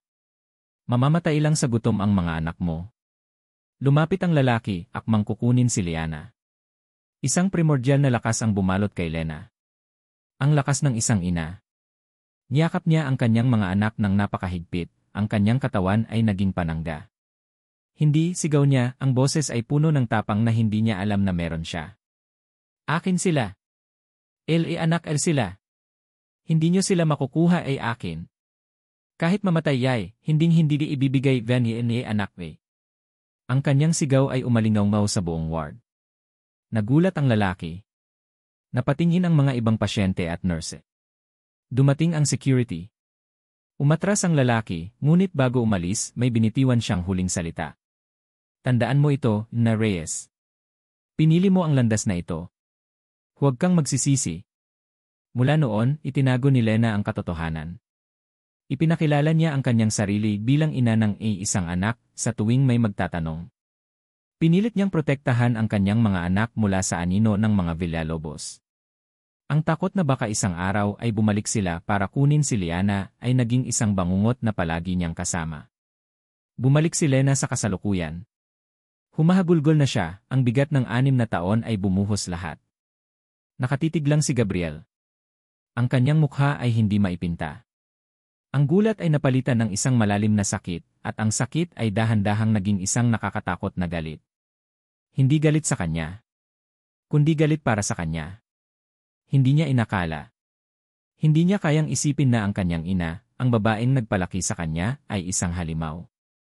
Isang halimaw na kayang paghiwalayin ang magkapatid, na kayang sirain ang buhay ng isang inosenteng babae para lang sa pangalan at pera. Dahan-dahang lumuhod si Gabriel sa harap ni Lena. Ang CEO ng Villalobos Group, ang makapangyarihang lalaki, ay nakaluhod ngayon, ang mga mata ay puno ng luha. Patawarin mo ako, Lena, bulong niya, ang boses ay basag. Patawarin mo ako sa lahat. Sa hindi ko pag-alam. Sa hindi ko paglaban. Sa pagiging duwag ko. Patawarin mo ako. Umiling si Lena. Wala kang kasalanan, Gab. May kasalanan ako, sabi niya, puno ng pagsisisi. Dahil naniwala ako sa kanya. Dahil hinayaan kong mangyari ito sa'yo. Sa inyo. Sa mga anak natin. Tumayo siya. Ang sakit sa kanyang mukha ay napalitan ng isang matigas na determinasyon. Tiningnan niya si Lena, ang babaeng mag-isang lumaban para sa kanilang mga anak. Ang babaeng tiniis ang lahat para sa kanila. Dahan-dahan, niyakap niya si Lena. Isang yakap na puno ng pangako, ng pagsisisi, ng proteksyon. Naramdaman ni Lena ang init ng kanyang katawan, ang tibok ng kanyang puso. Sa unang pagkakataon sa loob ng 6 na taon, naramdaman niyang hindi na siya nag-iisa. Bumitaw si Gabriel sa yakap. Tuminala siya, at nakita ni Lena ang apoy sa kanyang mga mata. Isang apoy ng galit na hindi pa niya nakikita kailanman. Hindi ko mapapatawad ang ginawa niya, mariing sabi ni Gabriel, ang kanyang mga kamao ay nakakuyom. Haharapin ko si Mama. Ang bawat kilometro na tinahak ng sasakyan ni Gabriel pabalik sa mansyon ay parang isang paglalakbay sa impyerno. Ang mga kamay niya ay mahigpit na nakakapit sa manibela, ang mga ugat ay lumilitaw. Ang kwaderno ni Lena ay nasa tabi niya, isang sagradong relikya na nagsisiwalat ng pinakamalupit na kasinungalingan. Hindi na siya ang Gabriel na nalilito. Siya na ngayon si Gabriel, isang ama na ninakawan ng 6 na taon, at sisingilin niya ang lahat ng iyon. Hindi na siya kumatok. Pabalagsak niyang binuksan ang malaking pinto ng mansyon. Ang katahimikan sa loob ay sinalubong ng bigat ng kanyang mga yabag. Natagpuan niya ang kanyang ina sa dining hall, eleganteng nakaupo, humihigop ng kape habang nagbabasa ng dyaryo. Ang eksena ay perpekto, payapa, at mapagkunwari. Lumapit si Gabriel sa mesa. Hindi siya nagsalita. Sa halip, inihagis niya ang kwaderno ni Lena sa ibabaw ng mamahaling lamesa. Ang tunog ay umalingawgaw sa buong silid, isang deklarasyon ng digmaan. Nagulat si Doña Aurora. Tiningnan niya ang kwaderno, pagkatapos ay tumingin siya kay Gabriel, ang kanyang mga mata ay nanlilisik. Ano ang kabastusan na ito, Gabriel? Kabastusan? Ngumisi si Gabriel, isang ngising puno ng pait. Yan ang itatanong mo sa akin, ma? Matapos ang lahat ng ginawa mo. Hindi kita maintindihan, kalmadong sabi ni Doña Aurora, ngunit ang panginginig sa kanyang kamay habang ibinababa ang tasa ay hindi nakaligtas sa mga mata ni Gabriel. Nakausap ko si Aling Nena, simula ni Gabriel, ang bawat salita ay mabigat at puno ng akusasyon. Sinabi niya sa akin ang lahat. Kung paano mo pinalaya si Lena. Kung paano mo kami pinagbawalan na mag-usap. Tumaas ang kilay ni Doña Aurora. Isang kasambahay. Mas paniniwalaan mo ang isang hamak na kasambahay kaysa sa sarili mong ina. At hindi lang siya, patuloy ni Gabriel, hindi pinansin ang tanong. Nahanap ko ito. Tinuro niya ang kwaderno. Ang diary ni Lena. Ang katotohanan na pilit mong itinago sa akin sa loob ng 6 na taon. Tumawa si Doña Aurora, isang tawang malamig at walang saya. Kawawa ka naman, anak. Napaniwala ka ng babaeng iyon. Isang napakagaling na aktres. Sigurado akong plinano niya ang lahat ng iyan para lang makuha ang simpatsya mo at ang pera natin. Pera, sumigaw si Gabriel, hindi na napigilan ang galit. Pinulit niya ang 1,000,000 piso sa harap mo, ma. Pera pa rin ba ang nasa isip mo? O baka naman ang katotohanan ang ayaw mong harapin? Tumayo si Doña Aurora, ang kanyang mukha ay nagbago. Wala na ang pagkukunwari. Tanging purong galit at pagmamataas. At ano ang katotohanan iyon, Gabriel? Na nagpauto ka sa isang babaeng kalye? Na nagkaroon ka ng anak sa kanya? Ginawa ko ang lahat para protektahan ka. Para protektahan ang pangalan ng pamilyang ito. Proteksyon, umiling si Gabriel, puno ng pagkasuklam. Ang tawag mo ba sa pagsisinungaling ay proteksyon? Ang tawag mo ba sa paninira ng buhay ng ibang tao ay pag-aalaga? Hindi mo naiintindihan ang sakripisyo ko para sa pamilyang ito. Hindi, sigaw ni Gabriel, at sa pagkakataong ito, ang boses niya ay basag na, puno ng sakit. Ikaw ang hindi nakakaintindi. Dahil hindi lang pala isa ang ninakaw mo sa akin, ma. Hinawakan niya ang kwaderno at ibinuklat sa huling pahina. Hindi lang pala isang anak ang ipinagkait mo sa akin. Hindi lang isa ang kasinungalingan mo. Tumingin siya ng diretsyo sa mga mata ng kanyang ina. Kambal sila, managkaroon ako ng kambal. At sinubukan mong kunin ang isa sa kanila. Sinubukan mong paghiwalayin ang magkapatid. Ang sarili mong mga apo. Natigilan si Doña Aurora. Sa isang saglit, nakita ni Gabriel ang pagkabigla sa kanyang mukha. Isang kislap ng takot. Ngunit mabilis itong nawala, napalitan ng isang matigas na depensa. Kung ano man ang sinabi sa iyo ng babaeng iyon, kasinungalingan lahat iyan. Isa siyang demonyo na gustong sirain ang pamilya natin. Ang pamilya natin, tumawa si Gabriel, isang tawang puno ng pighati. Ma, ikaw ang sumira nito. Matagal na. Noong araw na pinili mo ang pangalan at pera kaysa sa kaligayahan ng sarili mong anak. Noong araw na tinuring mo ang mga inosenteng bata bilang isang problema na kailangang itago. Huminga siya ng malalim, pinipilit na buuin muli ang kanyang sarili. Ang sakit ay naroon pa rin, ngunit ngayon may kasama na itong isang matibay na paninindigan. Tapos na ako, matapos na akong maging sunod-sunuran. Tapos na akong maniwala sa mga kasinungalingan mo. Lumakad siya palapit sa kanyang ina, ang kanyang anino ay bumalot dito. Sila ang pamilya ko ngayon.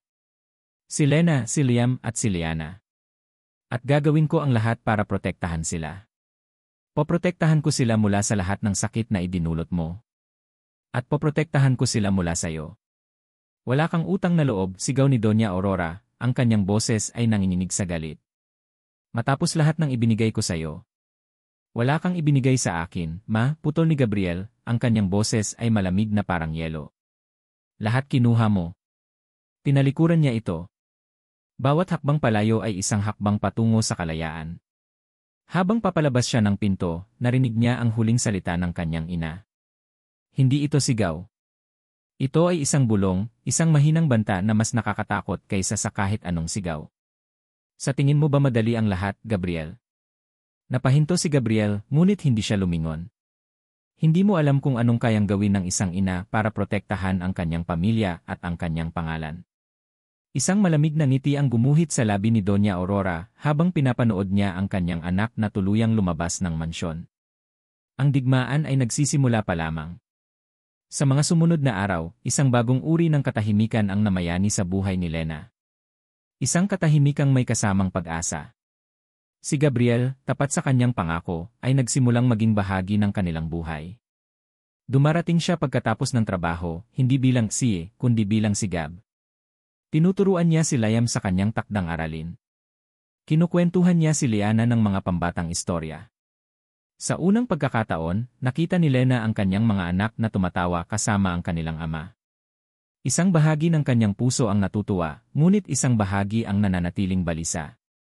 Alam niya na sa bawat paglapit ni Gabriel sa kanila, lalong umiinit ang galit ni Doña Aurora.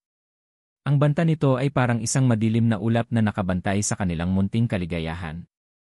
Isang hapon, habang naglalaro ang kambal sa sala, napansin ni Lena na tila matamlay si Liana. Karaniwan, ito ang pinakamakulit at pinakamasigla sa dalawa. Ngayon, nakaupo lang ito sa isang sulok, yakap ang kanyang manika, at maputla ang mga labi. Anak, ayos ka lang ba? Tanong ni Lena, kinakapa ang noon nito. Hindi naman mainit. May masakit ba sayo? Umiling lang si Liana, ngunit ang mga mata nito ay kulang sa dating kislap. Hindi ito pinansin ni Lena, inisip na baka pagod lang ito. Ngunit kinagabihan, habang naghahapunan, bigla na lang nabitawan ni Liana ang kanyang kutsara. Mommy, ni. Bulong nito, bago biglang nanginig ang buong katawan. Liana, sigaw ni Lena, puno ng panik. Mabilis niyang sinalo ang anak bago ito tuluyang bumagsak sa sahig. Ang katawan ni Liana ay naninigas, ang mga mata ay nakatingala, at ang lagnat nito ay biglang sumiklab na parang apoy. Liam! Tumawag ka ng tulong, sigaw niya sa panganay, habang siya ay tumatakbo palabas, buhat-buhat ang walang malay na si Liana. Ang ulan ay biglang bumuhos ng malakas, tila nakikidalamhati sa kanyang paghihinagpis. Bawat patak ay parang karayom sa kanyang balat. Ang tanging nasa isip niya ay ang ospital. Kailangan nilang makarating sa ospital. Sa emergency room, ang bawat segundo ay parang isang walang hanggang paghihintay. Pabalik-balik si Lena sa pasilyo, ang kanyang damit ay basa ng ulan at luha. Tinawagan niya si Gabriel, ang kanyang boses ay nanginginig at halos hindi maintindihan. Dumating si Gabriel, ang mukha ay puno ng pag-aalala. Niyakap niya si Lena, pilit na pinapakalma. Anong sabi ng doktor? Hindi pa nila alam, kinukunan pa siya ng mga tests, sagot ni Lena, ang mukha ay nakasubsob sa dibdib ni Gabriel. Lumabas ang isang doktor, ang mukha ay seryoso. M&M Villalobos. Hindi na nila itinama ang apelyido. Ang anak niyo po, si Liana, ay may malubhang kondisyon. Base sa mga unang pagsusuri, siya po ay may isang rare na uri ng blood disorder. Aplastic anemia. Ang kanyang bone marrow, hindi po ito gumagawa ng sapat na dugo para sa kanyang katawan. Parang gumuho ang mundo ni Lena. Hindi niya maintindihan ang mga medical na termino, ngunit naintindihan niya ang bigat sa boses ng doktor. Ano po ang ibig sabihin niyan, Doc?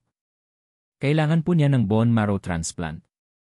Sa lalong madaling panahon, diretsong sabi ng doktor. Ang kanyang katawan ay bumibigay na. Naghahanap na kami sa public registry, ngunit ang pinakamagandang pagkakataon ay nasa inyo. Sa pamilya. Kayo po, bilang mga magulang, at ang kanyang kapatid, ang may pinakamataas na tsansa na maging match. Nakatayo lang si Lena, tulala. Bone marrow transplant. Isang salitang narinig lang niya sa mga pelikula, ngayon ay isang malagim na katotohanan na sumasampal sa kanya. Tiningnan niya si Liana sa loob ng kwarto, nakahiga sa isang malaking kama, napapalibutan ng mga makina. Napakaliit niya. Napakahina. Ang kanyang munting anghel ay nakikipaglaban para sa kanyang buhay. Umupo si Lena sa isang upuan sa pasilyo, ang kanyang mga tuhod ay nanghina. Naramdaman niya ang kamay ni Gabriel sa kanyang balikat. Gagawin ko, sabi ni Gabriel, ang boses ay matatag sa kabila ng sakit. Magpapatest ako. Si Liam din, gagawin natin ang lahat, Lena. Lahat. Sa mga sumunod na araw, ang ospital ang naging kanilang mundo. Nag-umpisa ang mga pagsusuri. Si Liam, sa kanyang murang edad, ay matapang na hinarap ang mga karayom para sa kanyang kapatid. Si Gabriel ay hindi umalis sa kanilang tabi. Ngunit ang oras ay kanilang kalaban. Bawat araw na lumilipas, lalong humihina si Liana. Isang gabi, habang binabantayan niya si Liana, isang terribleng ideya ang pumasok sa isip ni Lena. Paano kung walang mag-match sa kanila? Paano kung hindi sapat ang registry? Ang banta ni Doña Aurora ay bumalik sa kanyang isipan. Paano kung may paraan si Doña para hadlangan sila? Para pigilan ang tulong na makarating kay Liana? Hindi. Hindi niya hahayaang mangyari yon. Kinuha niya ang kanyang cellphone. Tiningnan niya ang natutulog na mukha ni Liana. Tapos na ang panahon ng pagtatago. Kung kailangan niyang isigaw sa buong mundo ang kanilang kwento para lang madugtungan ang buhay ng kanyang anak, gagawin niya. Nag-type siya. Isang mensahe para sa isang kaibigan na reporter. Trisha, kailangan ko ng tulong mo. May kwento ako. Tungkol sa anak ko. At tungkol sa mga Villalobos. Bago pa man niya ito masend, bumukas ang pinto. Si Gabriel. May hawak siyang isang selyadong brown envelope. Ang resulta. Tumayo si Lena, ang puso niya ay halos tumalon palabas ng kanyang dibdib. Nanginginig ang mga kamay ni Gabriel habang dahan-dahan niyang binubuksan ang sobre. Bawat tunog ng papel ay nakakabingi. Inilabas niya ang isang papel. Tinitigan niya ito. Hindi nagsalita. Gab, nag-aalalang tanong ni Lena. Ano ang resulta? Match ka ba? Hindi siya tiningnan ni Gabriel. Ang kanyang tingin ay nanatiling nakapako sa papel. Ang kanyang mukha ay isang maskara ng hindi maipaliwanag na emosyon. Hindi alam ni Lena kung ito ba ay pag-asa o desperasyon. Pagkatapos ng ilang sandali ng nakakabinging katahimikan, dahan-dahan siyang tumingala. Hindi kay Lena, kundi sa kawalan. Ang kanyang mga mata ay blanko, ngunit sa ilalim nito ay isang bagong determinasyon. Kailangan kong makausap si Mama, bulong niya, ang boses ay malamig at puno ng isang nakakatakot na finality. Hawak ni Gabriel ang papel, ngunit hindi niya ito tinitingnan. Ang mga salitang nakasulat doon ay nakatatak na sa kanyang isip, sa kanyang puso, sa bawat hibla ng kanyang pagkatao. Compatibility result, 1-0 paghahati 1-0. Perfect match. Hindi ito isang simpleng resulta. Ito ay isang hatol. Isang ultimatum. Ang huling baraha na kanyang gagamitin sa isang digmaan na hindi niya sinimulan, ngunit tatapusin niya. Hindi siya nagpaalam kay Lena. Walang salitang kayang ipaliwanag ang bigat ng kanyang gagawin. Isang tingin lang sa natutulog na mukha ni Liana, isang halik sa noo nito, at isang pangako na binitiwan niya sa hangin, babalik ako, anak. At gagaling ka. Minaneho niya ang kanyang sasakyan ng walang direksyon, ngunit alam ng kanyang mga kamay kung saan siya pupunta. Pabalik sa mansyon. Pabalik sa pinagmulan ng lahat ng sakit. Naabutan niya ang kanyang ina sa opisina nito sa bahay, abala sa pag-aayos ng mga dokumento. Tumingala si Doña Aurora, ang mukha ay walang emosyon, na tila ba walang batang nag-agaw buhay sa ospital. Nandito ka na naman, Gabriel, malamig niyang tanong. Akala ko ba ay naglalaro ka ng tatay-tatayan? Hindi siya pinansin ni Gabriel. Lumapit siya sa mesa at inilapag ang resulta ng pagsusuri. Basahin mo. Tiningnan ni Doña Aurora ang papel ng may pag-aatubili, pagkatapos ay may paghamak. Binasa niya ito. At sa unang pagkakataon, nakita ni Gabriel ang isang kislap ng pagbabago sa kanyang mga mata. Hindi takot. Hindi pagsisisi. Kundi inis. Inis na tila ba ang resulta ay isang abala sa kanyang mga plano. So, match ka nga, sabi nito, ibinalik ang papel sa mesa. Anong gusto mong gawin ko? Palakpakan ka. Kailangan ni Liana ng operasyon, maagad-agad, mariing sabi ni Gabriel. At kailangan ko ang suporta mo. Ang suporta ng pamilya Villalobos. Kailangan nating gamitin ang koneksyon ng pamilya para makuha ang pinakamagagaling na doktor, ang pinakamagandang pasilidad. Tumawa si Doña Aurora. At bakit ko gagawin yon? Para aminin sa buong mundo na ang isang Villalobos ay may anak sa labas. Para pagpiestahan ng media ang ating pangalan. Hinding-hindi, Gabriel. Hindi mo naintindihan, umiling si Gabriel. Hindi ito pakiusap, maisa itong babala. Nagbabanta ka sa sarili mong ina.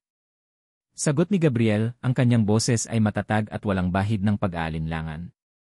Dahil hindi mo na ako anak na sunod-sunuran. Isa na akong ama na handang pumatay para sa kanyang anak. Lumakad siya palibot sa mesa hanggang sa magkaharap sila. Ang kapangyarihan sa silid ay nagbago. Pili ka, mama. Tumingin siya ng diretsyo sa mga mata nito, ang bawat salita ay may bigat ng 6 na taon ng kasinungalingan. Ang buhay ng apo mo o ang pangalan ng Villalobos na itatago ko sa hukay kasama ng lahat ng kasinungalingan mo. Natigilan si Doña Aurora. Ang kanyang bibig ay bahagyang bumukas. Sa wakas, naintindihan niya. Hindi na ito isang laro. Ipalalabas ko ang lahat, patuloy ni Gabriel. Ang diary ni Lena. Ang testimonya ni Aling Nena. Ang pagtatangka mong paghiwalayin ang kambal. Isisiwalat ko sa buong mundo kung anong klaseng halimaw ang nagtatago sa likod ng pangalang Doña Aurora Villalobos. At sisiguraduhin kong sa pagbagsak mo, kasama akong babagsak. Dahil wala na akong pakialam sa yaman o pangalan. Ang tanging mahalaga sa akin ngayon ay ang buhay ng anak ko. Nakita ni Gabriel ang digmaan sa loob ng kanyang ina. Ang pagmamataas laban sa takot. Ang kontrol laban sa pagkawasak. Nakita niya ang panginginig ng mga kamay nito, ang pagkunot ng noo habang tinitimbang ang lahat. Ang kanyang perpektong mundo ay nasa bingit ng pagguho. Ang kanyang pangalan, na mas mahalaga pa sa sarili niyang buhay, ay nakasabit sa isang hibla ng buhok. Tumalikod si Gabriel. Mayroon kang 1 oras para magdesisyon, mapagkatapos nito, tatawagan ko na ang media. Hindi na niya hinintay ang sagot. Lumabas siya ng mansyon, iniwan ang kanyang ina sa isang katahimikang mas maingay pa sa kahit anong sigawan. Bumalik si Gabriel sa ospital. Ang bawat minuto ay isang pagdurusa. Nakita niya si Lena, nakaupo sa tabi ni Liana, hinahaplos ang buhok ng bata, bumubulong ng mga panalangin. Ang eksenang iyon ay sumugat sa kanyang puso. Lumipas ang 1 oras. Walang tawag. Walang mensahe. Nagsimula nang mawala ng pag-asa si Gabriel. Handa na siyang kunin ang kanyang telepono at tuparin ang kanyang banta. Ngunit biglang nagkaroon ng komosyon sa pasilyo. Dumating ang mga reporter. Ang mga flash ng kamera ay sumilaw sa kanilang mga mata. At sa gitna ng lahat, naglalakad si Doña Aurora Villalobos. Ang kanyang mukha ay puno ng pag-aalala ng isang mapagmahal na lola, isang perpektong maskara para sa buong mundo. Lumapit siya sa kanila, hindi pinansin si Lena. Ang kanyang mga mata ay nakatuon kay Gabriel. Nandito ako para sa aking apo, deklara niya sa mga reporter. Gagawin ng pamilya Villalobos ang lahat para masigurong makukuha niya ang pinakamagandang lunas. Ang buhay niya ang aming prioridad. Pagkatapos ay bumaling siya kay Gabriel at bumulong ng mahina, tanging sila lang ang makakarinig. Nanalo ka sa laban na ito, Gabriel. Pero tandaan mo, may mga kondisyon. Pagkatapos ng operasyon, pag-uusapan natin ang kustodiya ng mga bata. At ang babaeng iyan, isang tingin na puno ng paghamak ang ibinigay niya kay Lena, ay mananatiling tahimik tungkol sa nakaraan. Maliwanag. Hindi sumagot si Gabriel. Tanging ang buhay ni Liana ang mahalaga ngayon. Isang team ng mga doktor at nurse ang pumasok sa kwarto. Oras na. Inilipat nila si Liana sa isang stretcher. Nagising ang bata, ang mga mata ay hinahanap ang kanyang ina. Mommy, ni. Mahina niyang tawag. Nandito lang si Mommy, anak, sabi ni Lena, ang luha ay dumadaloy sa kanyang pisngi. Maging matapang ka, ha? Daddy. Lumapit si Gabriel at hinawakan ang maliit na kamay ni Liana. Nandito rin si Daddy. Hihintayin ka namin. Dinala na nila si Liana palabas ng kwarto, patungo sa isang malaking puting pinto na may nakasulat na operating room. Huminto sila sa harap nito. Hanggang dito na lang po kayo, sabi ng isang nurse. Hinalikan ni Lena at Gabriel ang noo ni Liana sa huling pagkakataon. Isang ngiti, isang pilit na ngiti, ang ibinigay nila sa kanilang anak bago tuluyang isinara ang pinto. Naiwan sila sa pasilyo. Ang puting pinto ang tanging namamagitan sa kanila at sa buhay ng kanilang anak. Hinawakan ni Gabriel ang kamay ni Lena. Mahigpit. Ang kanilang mga daliri ay magkakakabit, isang simbolo ng kanilang pagkakaisa sa gitna ng unos. Mula sa di kalayuan, nakatayo si Doña Aurora, nag-iisa. Pinapanood niya sila. Ang kanyang mukha ay hindi maipinta. Walang galit, walang saya. Tanging isang malamig at nakakalkulang katahimikan. Ngunit sa kanyang mga mata, may isang bagay na kumikislap, isang bagay na hindi pa handa si Gabriel na unawain. Ang bawat segundo sa labas ng operating room ay isang pagsubok sa katatagan ni Lena. Ang puting pinto ay parang isang pader na naghihiwalay sa pag-asa at sa kanyang pinakamatinding takot. Nakakapit siya sa kamay ni Gabriel, ang tanging init na nararamdaman niya sa gitna ng nanlalamig niyang katawan. Ang oras ay tumatakbo, ngunit sa pasilyong iyon, tila ito huminto. Ilang oras ang lumipas. Hindi na niya mabilang. Ang bawat yabag ng nurse, bawat tunog ng makina, ay nagpapatindig ng kanyang balahibo. Hanggang sa bumukas ang pinto. Lumabas ang isang doktor, ang mukha ay pagod ngunit may isang maliit na ngiti. Tinanggal nito ang kanyang face mask. The surgery was successful, sabi ng doktor, ang mga salita ay parang musika sa pandinig ni Lena. Nakatanggap ng maayos ang katawan niya sa transplant. She's a fighter. Nasa recovery room na po siya. Parang isang mabigat na kadena ang natanggal sa puso ni Lena. Napaluhod siya, hindi dahil sa panghihina, kundi dahil sa sobrang pasasalamat. Ang mga luhang kanina'y puno ng takot ay napalitan ng luha ng ligaya. Naramdaman niya ang mga braso ni Gabriel na yumakap sa kanya, itinatayo siya. Nakita niya ang luhang dumadaloy din sa mga mata nito, isang luhang hindi na nagtatago ng sakit, kundi nagpapakita ng purong ginhawa.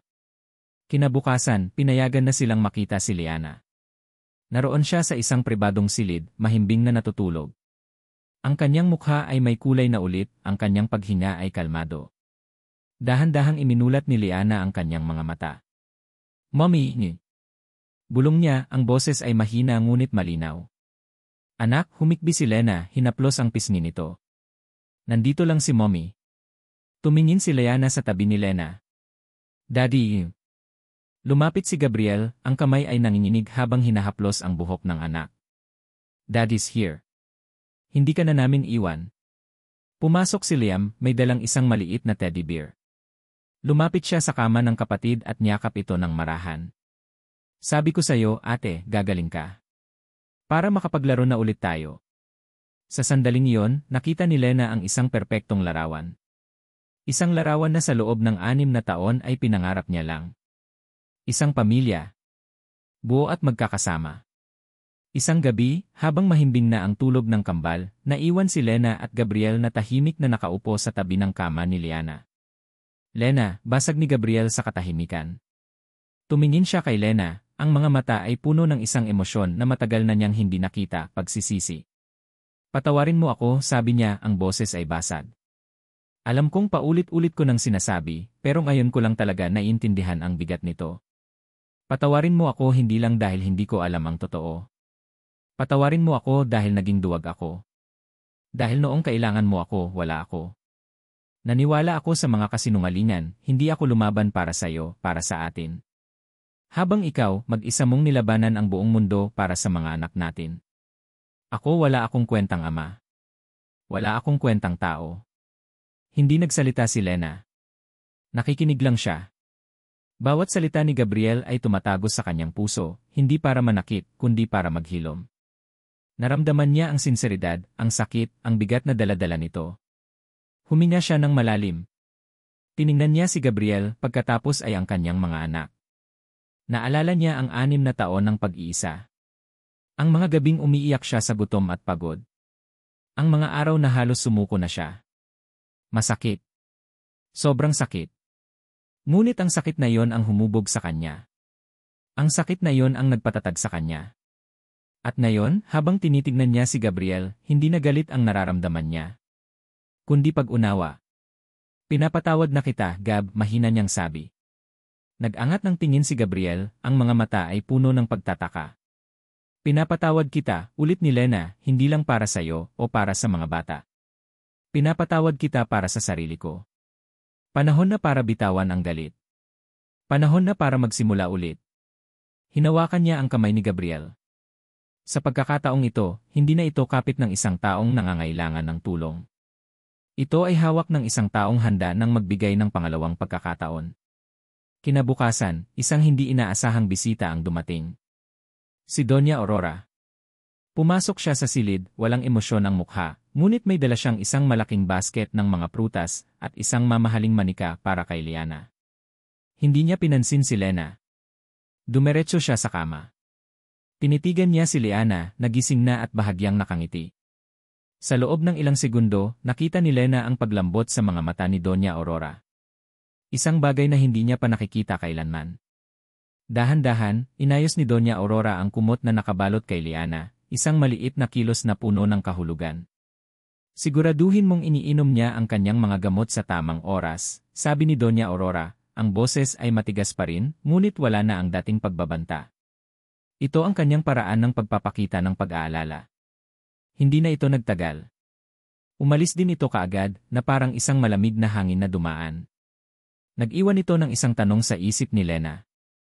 Pagkalipas ng isang linggo, malakas na si Liana. Malapit na siyang payagang umuwi. Ang buong pamilya ay nasa silid, nagtatawanan. Kinuha ni Gabriel ang kanyang cellphone. Picture tayo, masaya niyang sabi. Nagsiksikan sila sa harap ng kamera. Si Lena, si Gabriel, at sa gitna nila, si Liam at si Liana na nakangiti ng malapad. Isang click.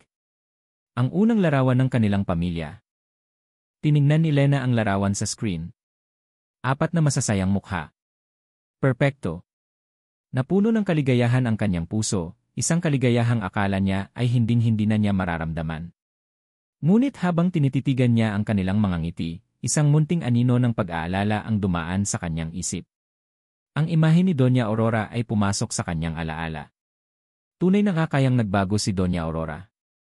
O ito ay isa lamang panibagong simula ng isang mas mapanlinlang na laro. Lumipas ang 1 taon.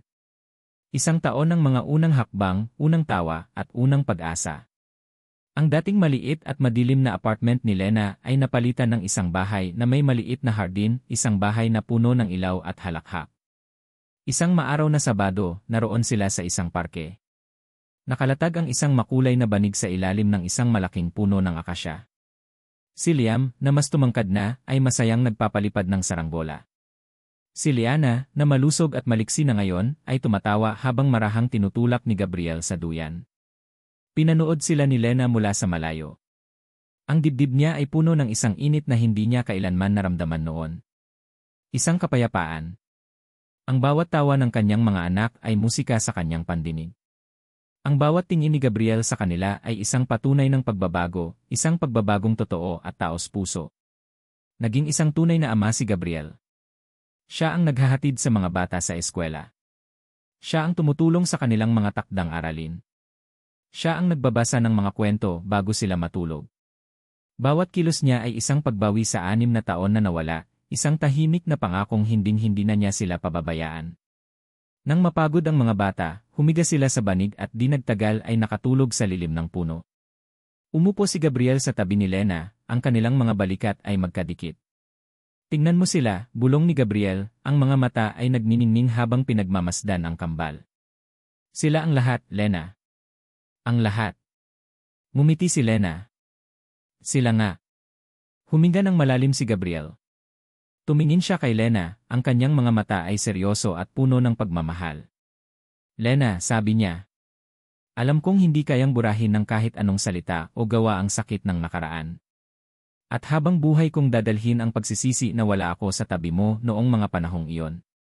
Pero araw-araw, sisikapin kong patunayan sa iyo, sa mga bata, na karapat-dapat ako sa pangalawang pagkakataon na ito. Hinawakan niya ang kamay ni Lena. Hindi ko na kayang isipin ang buhay ko nang wala kayo. Hindi na kumpleto ang mundo ko kung hindi kayo ang sentro nito. May kinuha si Gabriel mula sa kanyang bulsa. Isang maliit na kahon. Binuksan niya ito. Sa loob, isang simpleng singsing na may isang maliit na diamante ang kumikinang sa ilalim ng sikat ng araw. Lena Reyes, sabi niya, ang boses ay nanginginig sa emosyon. Gusto kong maging pamilya tayo, hindi lang sa papel, kundi sa harap ng Diyos at ng batas. Gusto kong maging asawa mo. Gusto kong gumising araw-araw na ikaw ang katabi ko. Will you marry me? Tumulo ang luha sa mga mata ni Lena. Isang luhang hindi na galing sa sakit, kundi sa purong kaligayahan. Wala nang pag-aalinlangan. Wala nang takot. Bulong niya. Gab. Pakakasalan kita.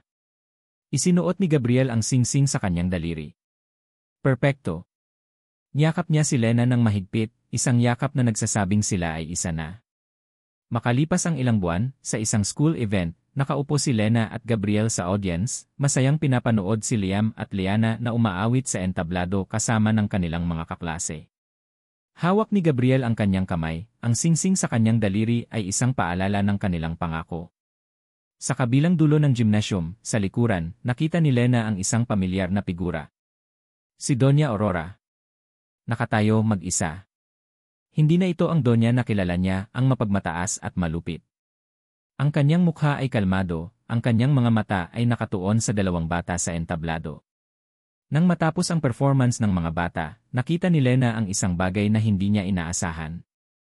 Isang maliit, halos hindi kapansin-pansing ngiti ang gumuhit sa mga labi ni Doña Aurora bago ito tahimik na tumalikod at umalis. Hindi na naramdaman ni Lena ang takot.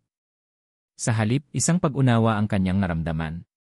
Marahil, kahit ang pinakamatigas na puso ay may kakayahang magbago, kahit sa sarili nitong paraan.